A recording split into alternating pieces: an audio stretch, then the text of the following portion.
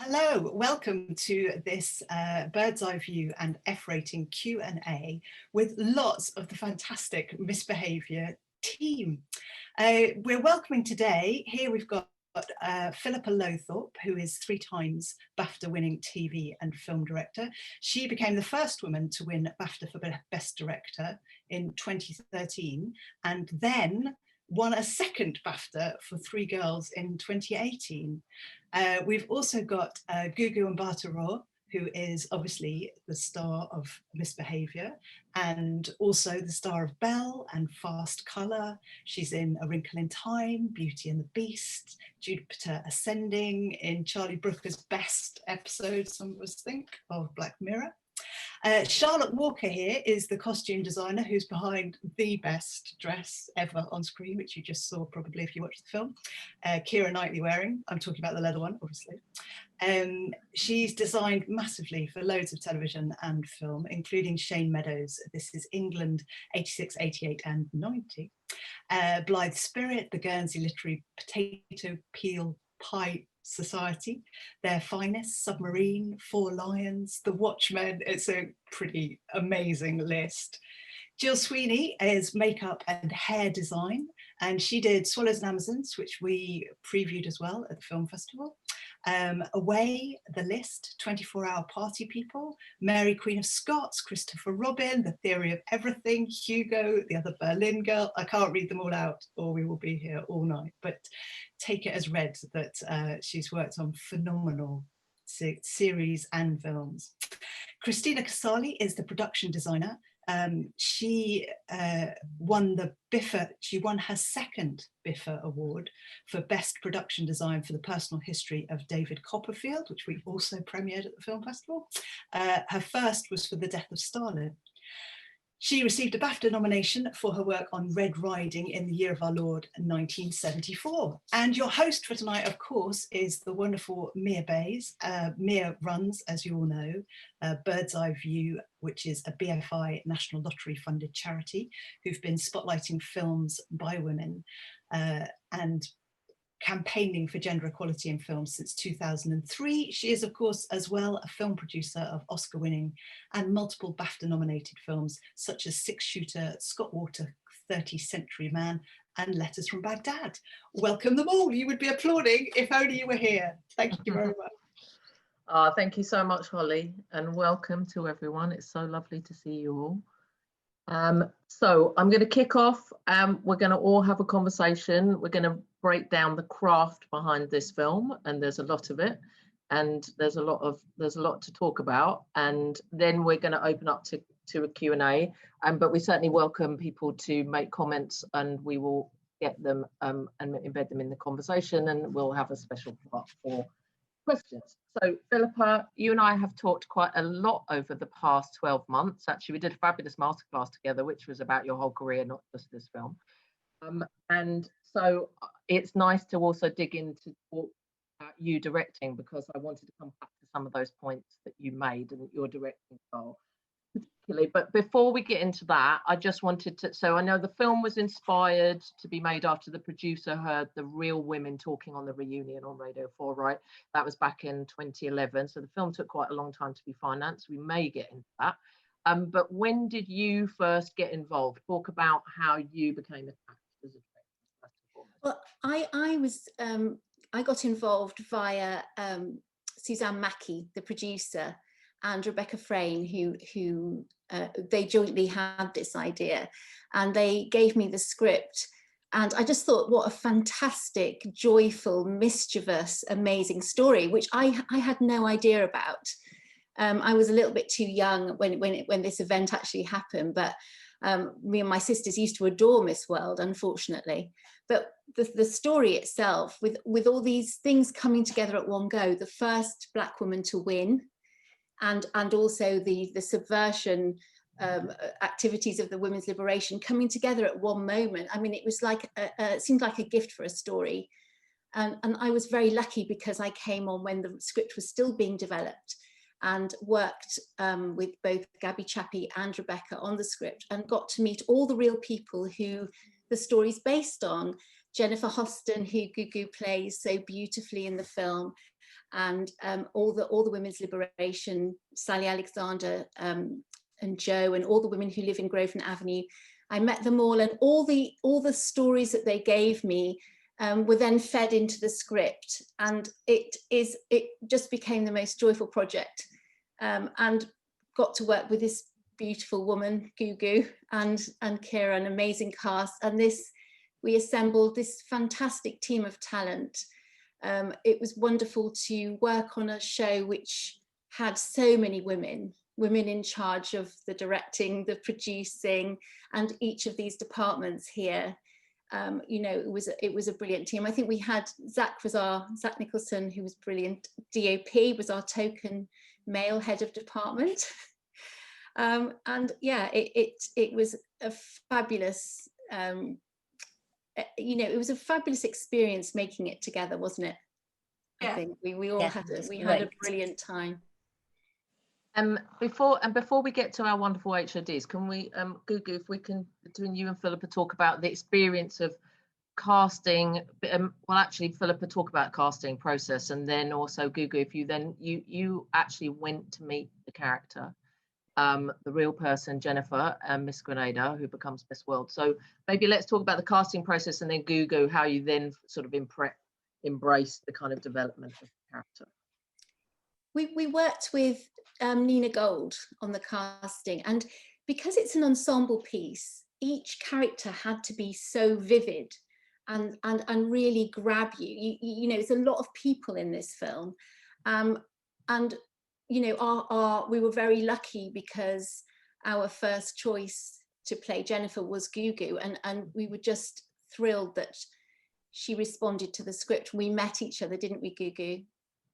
And you know, we just had the most brilliant chat, and it sort of evolved from there. Kira wanted to play Sally Alexander, and Jessie Buckley wanted to play Jo, and it just came together pretty easily.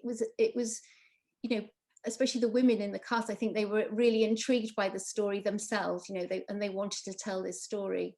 And yeah, and Gugu, you actually met Jennifer and spent some time with her. I think you're muted, actually. Am I muted now? No, you're good. Great. Yeah, I mean, it really was such a fantastic script, and I think when I got it from my agent and knowing that Nina Gold was casting it, and you know, she does such great projects, I knew it was going to be an interesting one. And then I read it, and the story itself, the fact that this really happened, I mean, I was just instantly hooked because you know, I didn't know anything about Miss World before reading the script, really, and I certainly didn't know anything about Miss World in 1970, you know, and the events that went on. And I was like, wow, this is like, this couldn't have been made up, these coincidences, this collision of historic events that really happened. And then, you know, and the script itself just had so much spirit, and so for me it was, you know, an obvious choice, and obviously then meeting with Philippa was really special, talking about her vision for the story. And it was a bit of a mad time because I was also about to start filming the morning show in America at the same time, so schedule wise trying to figure out, and I was like, wow, these two amazing projects that are so female driven and you know, from such different perspectives of the spectrum, you know, just sort of came to me at the same time. So I was determined to make it work. And like you say, I reached out to the real Jennifer Hoston, who is an incredible woman, and she lives in Canada now, but I sort of cheekily suggested that I'd love to meet her, and if she was planning any trips to Grenada anytime soon, to let me know, and I'd see if I could meet her there. And I honestly didn't think she would respond. I just didn't know. I just thought it would be a wonderful opportunity, because the whole film is set in London, obviously, so there's not much of a Grenadian flavor to the film, you know, in terms of the locations and everything. Anyway, we met, and it was just, she was just so generous. I mean, down to the point where she even lent us one of her dresses that she really wore in the ceremony. And I mean, I remember Charlotte, you know, talking about this idea for this dress and would it really work, and then when it arrived, and you know, it was, you know, it needed a few alterations, but it really was very little, very little. And it was exciting, wasn't it? Because I spent such a lot of time looking and thinking, is it a dress? Was it? And it was trousers. Yeah, yeah. And the whole thing was hand crocheted gold lame, and it was trousers. Yeah, You remember? it was incredible. was when we were analysing all the photographs from the real time, going, how is this made and how are you going to replicate? Exactly. And it was, and then it literally had like a curtain of strands over the trousers. Yeah. It was the most extraordinary garments. I think the only thing we had to, or you had to make were the gloves. Some gloves. Sort of arm. I don't know. There were some crochet gloves that he'd lost those somewhere along the line. I think they'd gone in some hurricane. Yeah. Actually, I remember her telling me that somebody, I think it was some sort of jealous other contestant got. Oh really? Took her anyway. In the corner, and I don't know. They went missing. Yeah. So I got this amazing woman to just, she crocheted us the gloves. Wow. With the gold lame. It was, Jennifer was so supportive of our project, wasn't she, down to sending this dress in this cardboard box. I remember us all being stressed. It arrived in like a shoebox. Yeah, we were just so panicked about the dress getting lost at any one time. But Gugu, she really supported both you and me, didn't she? Yeah, in her. No, I mean, it's always a leap of faith, I think, and you do feel a great responsibility when you're playing somebody, you know, who's really still around and going to have an opinion on what you do, and obviously this isn't the Jennifer Hoston story. It's about, you know, many other things and many other women's perspectives as well. So just, you know, gaining her trust and you know, just being able to have her support was really special, because it doesn't always happen like that, you know, and sometimes people don't want to be involved, or they just have particular ideas about things. And you know, she came to the set the day that we filmed the big sort of contest scene, which was very nerve-wracking for me. I didn't even see her that day, but I sort of, you know, I was on the stage, and I think she was in the audience somewhere, but anyway, it was wonderful to have her. She was standing with me, and I was equally very, very nervous whenever any of the real women came to the set, because you feel this huge sense of responsibility, don't you? But when Jennifer saw Gugu up on the stage, I turned around and her eyes were glistening with tears, and she was really, really overwhelmed. She really was. And that was very moving. It was terribly moving to see the actor and the real person together in one space. It really was. Wow, that must have been a very big moment for you, Gugu, as well. Yeah, I mean, I didn't know until much later, thank God, because I'd have been terrified to know, you know, where she was, and you know, there was so much going on that day, over the 7 days that we shot those scenes, and all of the costumes were so elaborate, and the amazing sort of national dress and the swimming costumes. You know, there was lots already going on in our minds. But you know, it was great that she was able to be a part of it, and as I say, so generous with you know, stories and memories from the time. Yes, and if we can start maybe with Christina, and then Jill, and then Charlotte, about how did you approach and Philip, obviously you're central to this conversation, how you approach the aesthetics, how you approach the era, and why, because it's you know, much recreated, the 70s. We've got a very strong sense of it now through the art form, through film and television, which is a good thing and a bad thing, isn't it? So talk us through. We really wanted it to feel very real, and 1970 itself is a very specific time. It's not the 60s, and it's not yet the 70s, and that was the case for all of our craft, wasn't it? The hair and makeup, costume and design. It's a very specific time. And Christina and I looked at a lot of street photography of that time, didn't we? We looked at Roger Main and Shirley Baker and looked at those people who were photographing London in 1970, even down to the correct kind of graffiti that we wanted written on the wall. Eat the Rich, I think we found, didn't we? Yeah. In one of our things. We just wanted it to feel real, and it was a bit grubby in 1970. London wasn't it? Hugely grubby. It was unbelievably so. And sort of in terms of the design of the whole piece, I felt very strongly that there was a dividing line between the contestants and the feminist, Yep. the women's livers, because and that had to be kind of shown in the colours. I mean, an easy way to do it, and probably the best way to do it, was to divide the colour palette between the two of them. So you've got this slightly over the top sort of Mecca, Miss World, glamorous, you know, rich world, and very sort of glittery. Mm-hmm. And then you have this sort of quite down to earth, real, really real sort of feeling, real people's London perspective. And then, you know, that's the way I started, just tonally trying to work it out. Mm-hmm. And then we wanted to feel real and Yeah. like rooted in reality kind of thing. Yeah, everything had to be rooted in reality and taken back to some kind of source, didn't it? Even the spectacular set that Christina built for us for the end, we weren't allowed to film at the Royal Albert Hall, because Cirque du Soleil were in there. We weren't allowed to go and film in there. I think it was a good choice in the end, because that holds about 5,000 people. Heaven knows how we would have done that. We filmed in a theatre in South London, Wimbledon Theatre, and Christina made this amazing set using lots of, again, all the tones and colours that came from the real Miss World. All of our references were absolutely steeped in truth, weren't they, Christina? Yeah, I mean, the looking backwards at the Miss World sets, probably from the 60s, I think, they're very particularly odd kind of design, very strong, very simple, and kind of empty sets. It was really interesting, and obviously the whole thing was to observe these females wandering around, and that was so really what we wanted, wasn't it?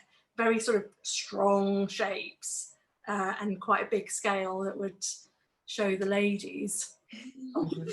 It was an amazing set to work on. Oh my gosh, all that gold. It just sort of made everything else sort of sing. And it just, you know, I look at those scenes and the way it was photographed, I'm like, wow, it really does look like watching 1970s TV. Totally. Just Yeah.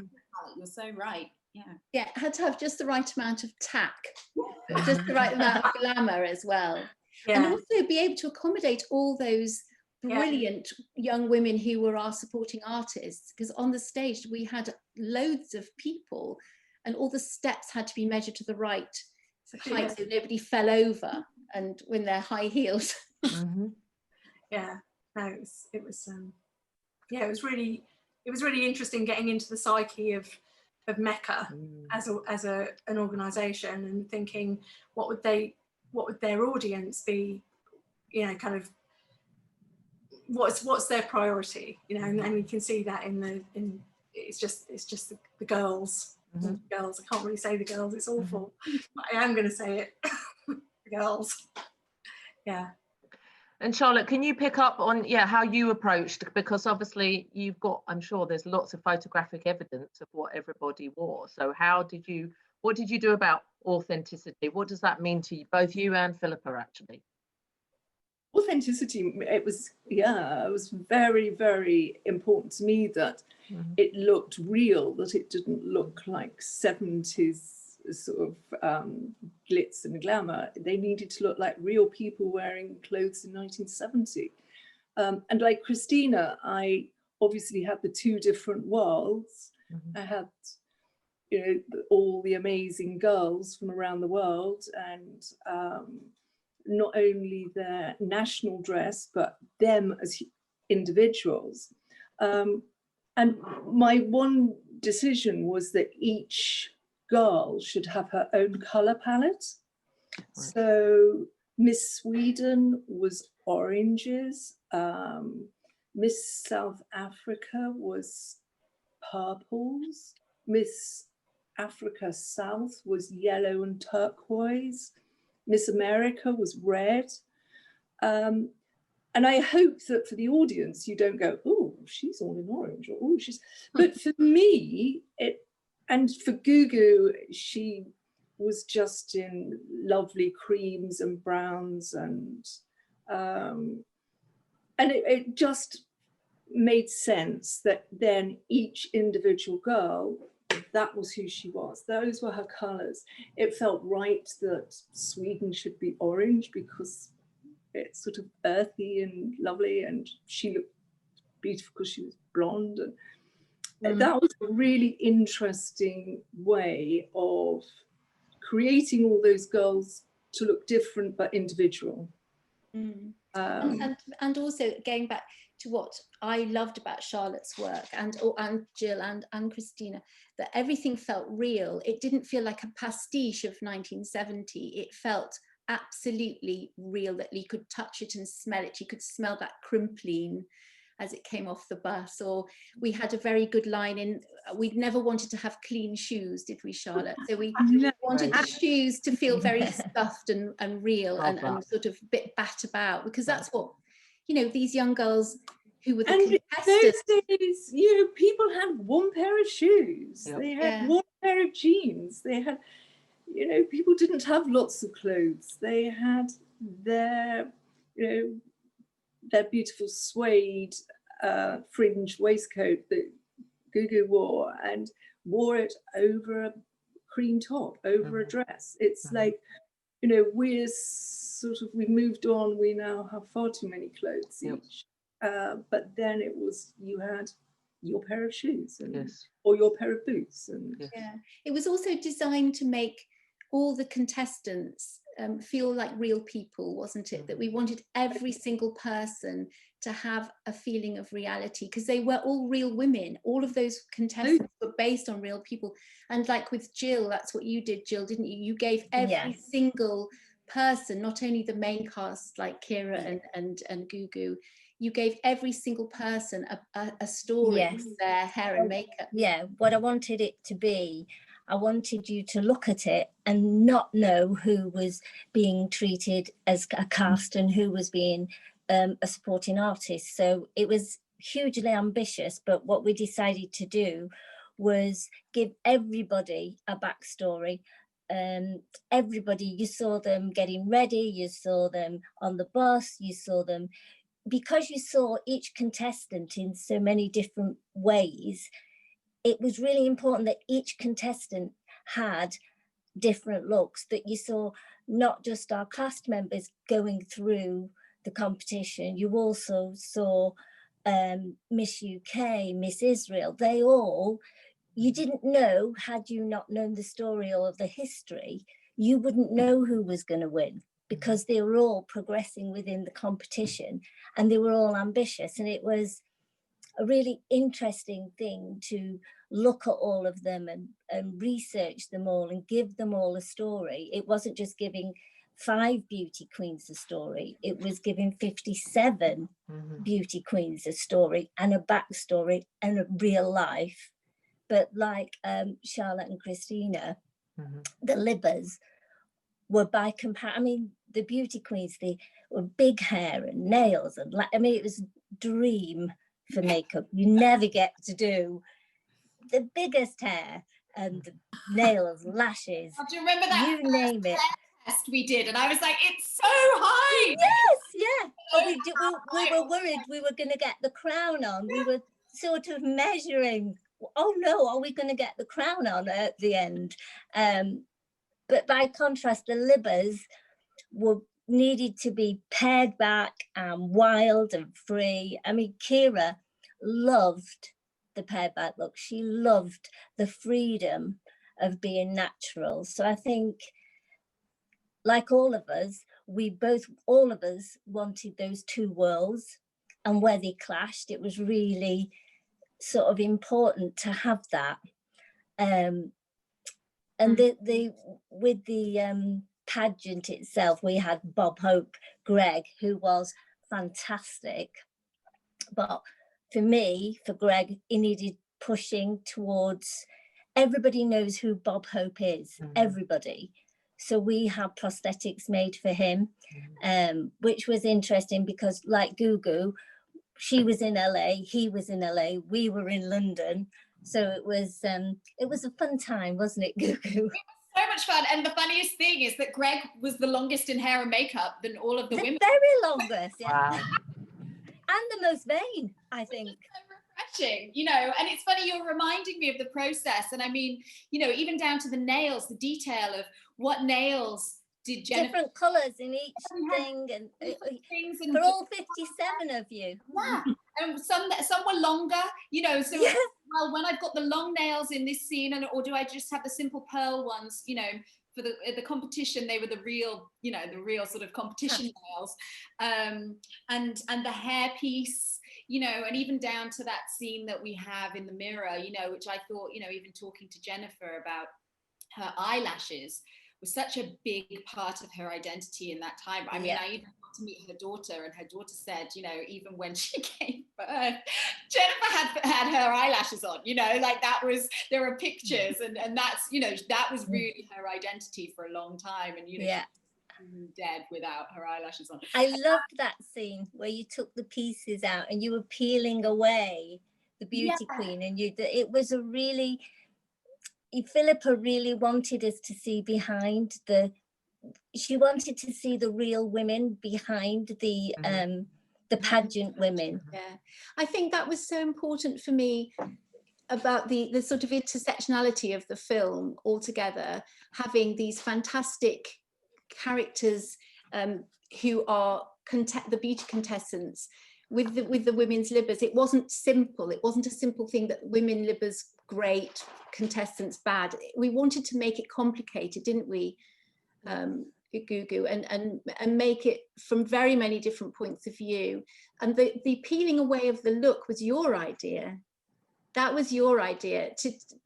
Gugu was very taken with that story that Jennifer told you, didn't you? And that's why we put that film into the scene into the film.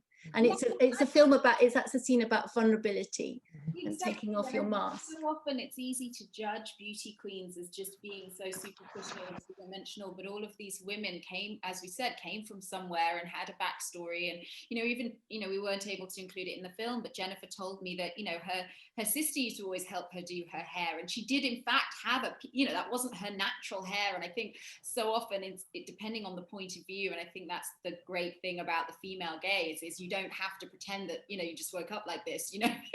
It's like, no, it's a hairpiece. Yes, those eyelashes, and it's okay to show that. That's what this is all about, and that's what a conventional woman is. They know that glamour is pretend ultimately, you know, and that to me was really important, to just have those moments, because that's the point of view of the film that we're doing and the story we're telling. Picking up on those points, actually, I mean, for all of you, actually, I mean, you're in a double bind with this kind of material, because you're telling a story about female empowerment and critiquing objectification and beauty norms, but yet you need to use the same tools to tell the story. So can you just all kind of talk about how you approach that? Like, I was really conscious watching it again of even how you shoot everyone when they're in their, you know, swimwear, for instance. So can you all just pick that up? Because I think that's a kind of great point for you to all discuss. It is a great point, and I think the epicenter of that point is in the competition when we filmed the girls turning their backsides to the judges. And there was a great long debate about whether we should or shouldn't show that moment. And even when I was editing with Unani Galilo, my brilliant editor, in our edit, we were still debating, should we show that moment when the girls had to? And I was very, very adamant when we filmed that I would film the girls' faces, and I wanted to see the stress and strain on their faces. And Jennifer, even a supporter of beauty contests as she was, she found that really uncomfortable, didn't she, Gugu?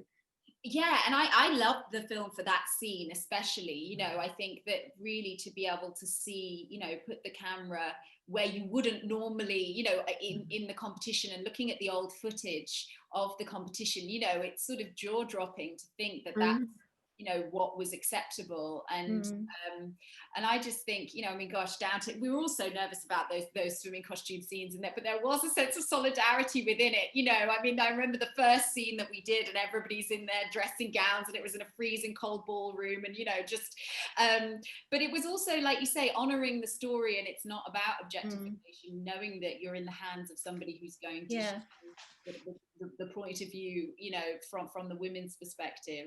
And even down to, you know, the swimming costume itself. I mean, Charlotte, gosh, we did so many, you know, going for real, me squeezing into these real costumes, and then, you know, obviously Jennifer's one was so specific, and getting that made, and the detail. And who was that fabulous person that came to help with that? A leader. Yes, and He made them for you. We've done all these fabulous things with pop stars that knows all the tricks to make those kind of costumes as flattering as they can be, you know. But it was very important in the end, I think, which is why we put that scene in, to face the audience with what women's objectification was actually about in those days, and to make the audience look at that. And young women who I know have watched it, who's like my daughter's age, who's, you know, they cannot believe that women were made to do that. They think it's just the most horrendous thing. Or in the other scene where the women, where Gugu, you're standing on the stage with all the contestants and the doors open and the photographers run in. That scene was taken from real life archive. I just copied it. And that is shocking, isn't it? That was not made up, that scene of all those men rushing in like a stampede, shouting at the girls, getting them down, making them twirl around. You know, that's what it was like then. Jill or Charlotte, have you got anything to add to that point in terms of how you approach that sort of double bind? It is a double bind because we have to make them look as feminine and as glamorous as possible. But, you know, you do feel like it's exactly what Philippa said, the photographers running towards them, and they're uncomfortable. Their awkwardness in front of the camera sort of helped it, but we did always try and make them, you know, if there was anything that they felt really uncomfortable about, we'd move the hair and try and make them feel more comfortable in the situation that they always found themselves. But I mean, I think on set as well, I think we were very, very conscious. I don't know, Gugu, whether you agree with this or not, but I felt we would try to be super conscious of those self-consciousnesses. So as soon as the filming had happened, hordes of people ran in with dressing gowns and covered all the girls up. So they were never made to feel exposed. And by that time, we were such a good team and such a good camaraderie between the cast and all the supporting artists as well. It was a great level of trust there, I think. Yeah, and you really built that by bringing in those posture lessons and the rehearsals that we had. You know, we had this wonderful woman who came and gave sort of a workshop in terms of how to sit, how to walk, how to stand, you know, who was really worked at the Lucy Clayton modelling agency, which was, you know, sort of place back in the day where you know, women would really learn, you know, how to be a lady and how to move like a lady. And even though, you know, nowadays, you know, we sort of cross our legs and slouch and wear jeans and, you know, eye roll, like even just being a part of those sort of rehearsals and even rehearsing the walking as a group in this huge hall, finding a space big enough to do that, like you say, it built a camaraderie and it built a sense of solidarity among everyone, so that it wasn't just like, okay, you know, get in a swimsuit and let's go, you know. There was a much more you know, I don't know, it just felt much more organic than that, and we all knew the point of view. I think there was a real really fantastic sense of humour on set about it all, and the things that you did with Reese, and he was really funny, and you know, he sort of helped everybody, I think, in that sense, didn't he? Oh, he was just as ridiculous as they were. I mean, that again, the scene of Reese with the parading up and down demonstrators. Yes. desperate to We get into the couldn't, Christina and I could not believe it, because do you remember when we saw that real archive of the real Eric Morley doing exactly the same thing the year before? And we were just thinking, this is an absolute gift. This Never gonna again forget has to that. go in the film. We have to Yeah. put this in. And Rhys obviously embodied the spirit of Eric Morley so brilliantly in that scene. Yeah, Rhys and Miles were so good together as well that it was just everybody was just in hysterics, you know. Yeah. It was a lovely energy. Can I just bump in on the set side of things, because I just wanted to, I think instinctively picked out all the very sharp shapes to just further alienate the contestants from the sets, so that they're entering into a slightly alien kind of environment. And just because I've always hated Miss World, I have to say that, and felt very uncomfortable, and so for me the rub was very much sort of there. And so it was kind of like a great thing to do, to just try and express it a bit more expressionistically, kind of thing. That's so true. What Christina did as well was when she did the models for the sets, she always put these tiny little figures of the women into the set, so we could check just how dwarfed they would be and how sort of out of place the girls would be. So subliminally, you get that feeling of the objectification of the girls through what Christina was doing. That's how when you see the shows, especially the bigger ones, they are really like that. They are just like these huge arenas with these tiny figures and really focusing in extremely close on them. Yeah, it's a very dehumanizing thing, actually. And I suppose what we wanted to do was show that, but also get inside the girls' minds through Gugu's beautiful portrayal of Jennifer, and such a sensitive portrayal. One of my favorite scenes is the one where Jennifer is practicing the night before, which is again a true story. Yeah. Jennifer did do that, and Christina built that stage for us to do that on, and that's what she really did. And to have captured that moment of vulnerability yet yearning, which Gugu's performance was so tender and beautifully captured. Do you remember that? Do you remember filming? It felt like she was very professional as well. It was, sort of like she was trying to be professional, but she felt vulnerable, and she was a sense of her hope and yearning. She really wanted to win, but could she, and it's all captured on Gugu's face. All we had to do was point the camera at you then.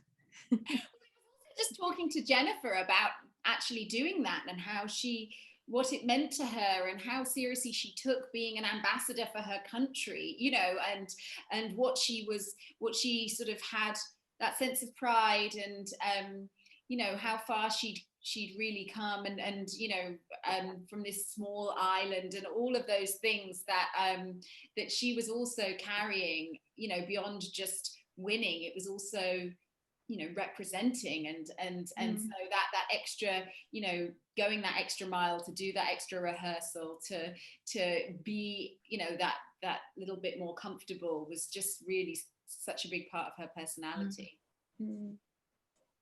And before we open it up to questions, because there's quite a few coming through actually, including from Colette Collins is here, who plays Miss Guyana in the film, and she's here. She just wanted to say hello to everyone. Philippa and Gugu, hope you're both doing really well. So she's sending a love, and there's quite a few questions actually. So hello, Colette. We'll come back to you shortly.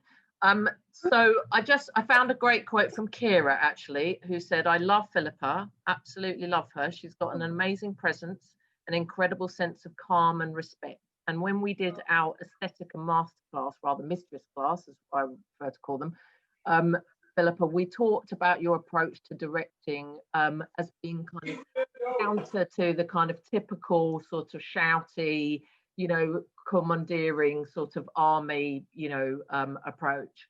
And so I just wanted to, sort of jumping off that, she particularly talks about your sense of calm and respect for everyone, and that being unusual in a director. So I wanted to talk about your approach to kind of directing this specifically, your kind of overall vision, and then to get everyone else to kind of pick up on that, you know, how you collaborated with Philippa, how Oh, she got the best out of you. Oh, that's very nice of her to say that. I actually love working with actors. I think they are amazing artists in their own right. And so I always feel incredibly excited at what actors can bring to me as much as I can give to them. And so I feel like my job is, once you've chosen these amazing people, to create a space or a place for them to do their best work. And that goes down to everybody who I work with, like Christina or Charlotte or Jill. I just feel like the director's job is to create this fantastic space for people to collaborate and do their very best and to be brave with what they're doing. And I think that's what I like. I can't work in a fractious or super competitive environment. It makes me go terribly shy or, you know, blotchy. I just can't do it. So I just create the atmosphere where also I like to work, you know. And I think it's really exciting when you work with very talented people and they give you so many brilliant ideas back, and it becomes like this wonderful thing that you're creating together, a feast, and each person's bringing this amazing dish to this feast. And each person brings you an idea, like we were saying about Gugu, her lovely idea about wanting to undress herself, as Kira's on the screen talking about women's beauty contest. She's there taking off her beauty mask, and it's just really wonderful. And that was Gugu's idea. So I think that's it. I just like that. And the other thing about this film, we wanted it to be a film of joy and a film of mischief, and we wanted it to be playful and passionate. And you know, this protest was really subversive, wasn't it? Yeah. It's like these very clever young women with all this energy wanted to throw flour at Bob Hope and cause this theatrical mayhem and get women's lib on the map throughout the whole world. That was a very clever move on their part. And I think that thing that they did, and the fact when we met these women, they weren't the typical po-faced, earnest libbers that you imagine. They were funny and irreverent and you know, very clever. And that's what we wanted to capture in our film, that sense of joy.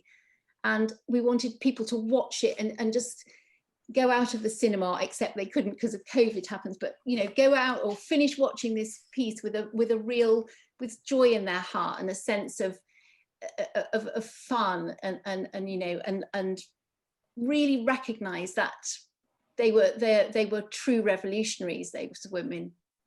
You know, and just on that as well, it's great working with Philippa. I really, really loved it. She's totally on it, and I just felt always like you could go and really anything, kind of just open up and say that I don't think this is quite right, or you know, this doesn't feel quite, you know, which way should we go? And she's always really good steer, but very calm as well. But just on the fun bit and the research that we did, and the women's liberation movement being in its infancy, it was brilliant to actually do that research and just see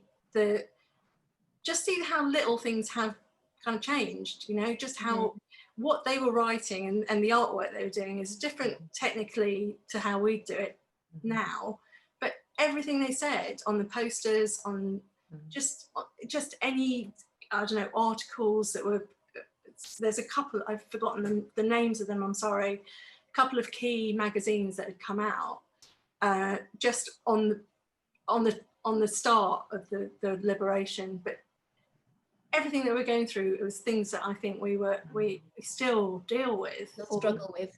Yeah, we still struggle with. It was so natural.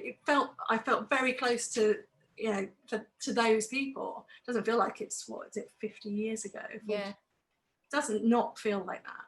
Well, I think also in the wake of, you know, Me Too and Time's Up and the women's exactly, you know, which only happened really, you know, in the last couple of years, and certainly in the way that the resurgence of that sense of a women's movement now, you know, it just felt so present, you know.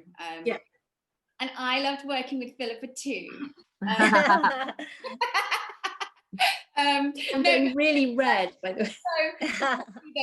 Philip is so sensitive and intelligent and centered, and I think, you know, that's something that you really need with something like this that has, like you say, so many different perspectives on, you know, on this story, and you know, you always felt that Philippa, you know, had such a strong sense of what she wanted, but also was very open to listening to ideas and thoughts and details, and you just felt incredibly well respected. Oh, thank you. Totally. Wonderful. Question from B. Munzani for Gugu. Gugu, having spent time with Jennifer and having the responsibility of depicting a living person, was your approach in terms of embodiment to sound and to move like her, or to take the approach of depicting her essence, or somewhere in between? And how was it taking on the beautiful Grenadian accent? Yeah, it was really fun. I think, you know, obviously it's intimidating playing somebody who really existed, but I think also it was liberating in some ways because she was so open, and I wasn't wanting to do an impression of her. I think that was the wonderful thing about meeting her and absorbing material, of listening to video footage of her and imagery, is, you know, it is more about trying to capture an essence and energy. And I think what I really noticed when I met Jennifer, even now and even then, she was very poised. She was very in her own body. There was a sort of spiritual center about her that was sort of wise beyond her years, almost. Not that she wasn't fun or had a lightness to her, but she was also just incredibly centered, and that was sort of interesting in the midst of all of this, you know, glamour and girls in costumes, and, you know, that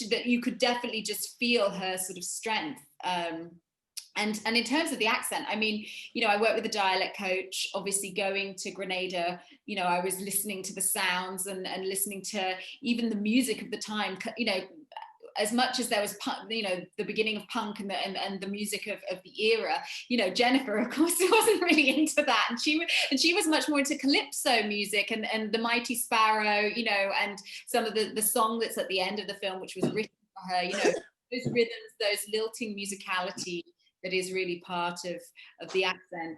And Jennifer even was so kind to record a recording of this poem that her mum had written for her about Grenada, and I listened to that, you know, quite a few days in my trailer, you know, just to check in again. But of course, you know, working with a wonderful dialect coach called William Conacher was really helpful. And yeah, just as I say, trying to sort of, it's sort of like patchwork, you know. I think you are sort of taking different things, different pieces that are useful, but ultimately you're creating something, you know, unique, you know, even though it's not an impression, but hopefully you capture, you know, something of their essence in the process.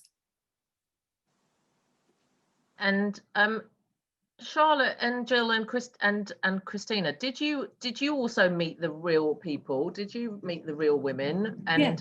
And Yes. so, yeah, how much does that sort of, again, working with Philippa, form sort of part of the decisions that you make? For me, I think it was looking at pictures of them at the time rather than what they're like now. And I didn't actually meet them till sort of we were already into shooting. So we were very lucky, Charlotte, weren't we, that we had some amazing photographs of them from the time. Fantastic photographs, yeah, of them, and yeah, like snapshots. Yeah, just Joe of Robinson. their life, Yeah, which was wonderful because that gave me again sort of an insight to each of the girls and their style, and you know, Jo in her dungarees, and so that, yeah, for each of them you could then sort of see their personalities behind them and then sort of dress them accordingly. So yeah, that was amazing. Mm-hmm. We also had some footage of one of the first meetings of the Libbers at and it was great to watch the footage of that, and the smoke-filled room. You really got a sense of, we wanted all of that, the realness of, you know, I think when we had those one of those meetings, we had somebody breastfeeding a baby, and there was something like that in the real footage that we all watched, and that Philippa always sends us all these great things and supports us and tells us all. I think for me with Philippa, she gives you the freedom because you feel completely trusted, so you can be the best person, you can be the best you can be, because you know she believes in you. And I think that's really important, to have somebody believe in you. And I think she believed in all of us because she's such a supporter of women, as she did with all of the women in the show. All of the women in the cast felt believed in and supported, and I think that's very unusual. Well, you've got a long career, Jill, so I think you're speaking from quite a lot of experience there. So Philippa, I think you should take some credit there. I'm blushing here, I'm so blushing. Okay, well, we'll carry on, so because Philippa can't stand it. So I wanted to talk about breaking the fourth wall at the end. I just love that decision. I think it's wonderful, and I would like all of you to respond actually. So where the character looks down the barrel of the lens, and then we cut to the real person, and it's deeply moving. It really is moving. Yeah. And I think it's a wonderful decision. So Philip, I wanted you to talk about how you arrived at that, and I mean, I definitely would like, I know you relate to, you tell true stories a lot, you come from documentary, you know, I wanted you to just expand on that. And then Gugu, I wanted to ask how it felt to kind of play that as well. Like, it's a big deal to break the fourth wall. Philippa. It felt like a no-brainer to me, and right. I think that because it was based on these four women, and our two main women's libbers, Jo Robinson and Sally Alexander, and then Pearl Jansen, the fantastic South African woman, who was a great pleasure to get to know her, and Jennifer. And these were these two representatives of both sides. It felt so natural to me for our actors to look into the camera and confront the audience and say, this is what you've been watching, and then to show the real people. And for two reasons. One, because it's really interesting to see the real people at the end of a film like this, and to remind us that it's a true story. But also for me, it was this other thing about beauty. And we've been watching this film about beauty and what beauty is. What does beauty mean? And when I met the people, Sally and Jo and Pearl and Jennifer, I thought these women are beautiful, and they're in their 70s now. And I wanted to show the audience the beauty of older women as well at the end of this thing, and that these women, these young women, were beautiful then, but these women are really beautiful now, beautiful, clever women, and to have them gaze at us and show us their beauty and the lines on their faces and their wise eyes. I just really wanted that. And when Una and I were editing this scene, and when we first put that together, we both sat there and we thought, oh my goodness, that is so powerful. And we were, we were having a little tear in the cutting room watching it. And it really it sort of gets you right in your heart. So it's sort of more than the sum of its parts. It's more than just sticking the real person there. It actually is saying something about women and about their beauty and their wisdom and their talent. Yes. Gugu, how was it to play that? I mean, it's funny for me that moment wasn't, I don't think it was in the script. It was a Philippa thing. And it was my first day. So that scene that's at the very end of the film with the Calypso band and Jennifer's homecoming was my first day on the whole film. Or maybe my second day, but it was very, very early on, that location for me.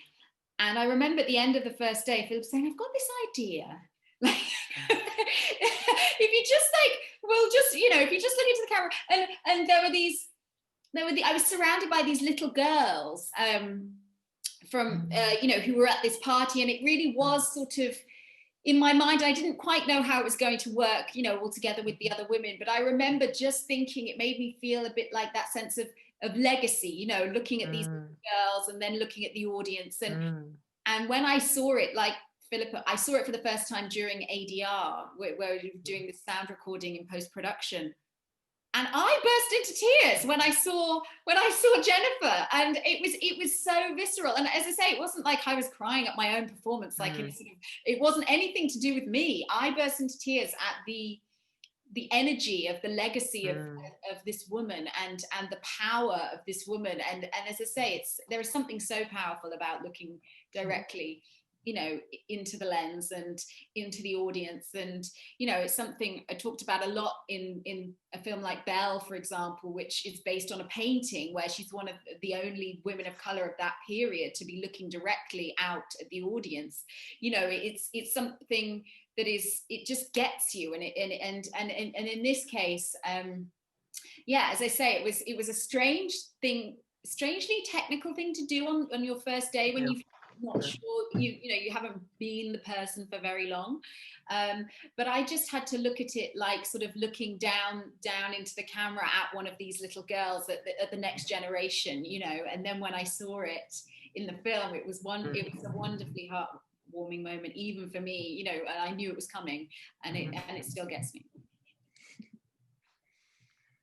Bill, Charlotte, anything to add on that point? I found it very moving. I didn't even know it was happening. Right. I think but when I watched it, yeah, just really strong. Yeah. I think also it gives you this sort of sense of hope at the end. Yes. To see what these brilliant women have become, you know, and what they actually did, and to hear. I know we've written it on the screen, but to see their success, both the contestants and the livers, you know, to see how proud we are of them as well. We're at time, actually. So is there anything that anyone would like to add that you feel that you haven't had time to say yet? Thank you. Parting shots. Thanks. It was a great film. It was a dream job. Yeah, it was fantastic. I think I would say from all it. Oh, especially to watch now again as well. We were talking a little bit before we went live, and yes, for me it was a ray of light. What I loved about doing it was having this tremendous women to work with, and including Una, my brilliant editor, who I love working with as well. You know, we really did rock the women's team, and we had a very, very diverse crew. And Jill had a very diverse makeup team. We had lots of black makeup artists on set, helping with the makeup. It was for that, the behind the scenes thing was an enormous pleasure, I think. And it was also because I make a lot of serious things like Three Girls, which are very, you know, really serious and very hot, you know, important, sort of messagey kind of things. It was brilliant fun to make something funny and full of mischief and playful and subversive, and really celebrate that.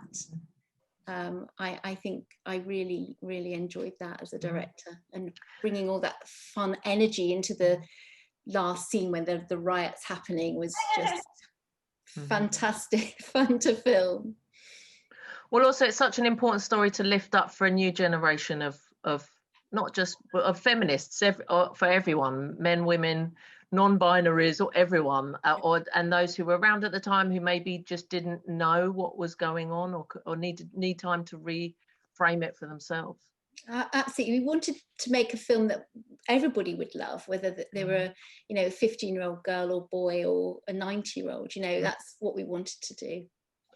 What I loved, actually, Gugu, just finally, when we met, we did a really beautiful International Women's Day event with a lot of the real women, including Jennifer, and with Philippa and with Suzanne. And one of the things that was really fabulous and powerful was Jennifer talking about there was a disagreement about, you know, and I love that they kind of agree to disagree, which is that, you know, Jennifer sort of, you know, very, very stridently believes that for her as a woman of color, it's you know, what she achieved through being Miss World was really important, and therefore that, you know, what role the pageants play for someone such as herself is different to, so the perspectives of the Libbers, you know, they still sort of, they disagreed about, you know, the whether pageants are kind of, you know, all out, you know, not good for women, and it was really great to kind of hear these sort of intersectional conversations framed. So just to pick up on that point, really. Yeah, well, the intersectional side of it is fascinating, and I think, you know, the thing that I gleaned from Jennifer is just because she wasn't waving a placard or you know, throwing a flower bomb didn't mean that she wasn't, you know, fighting her own fight and breaking boundaries in her own way. You know, obviously, you know, she's not an activist, you know, she's not anti the whole thing. She is somewhat part of it, but she's also sort of changing the system from within because of representation. And so so that was another layer that I thought was really, really fascinating. Mm-hmm. Wonderful. Okay, I think we're at time. Thank you, Christina, Jill, Philippa, Charlotte, and Gugu. Thank you. Pleasure. Thank you very much. Yeah. Right.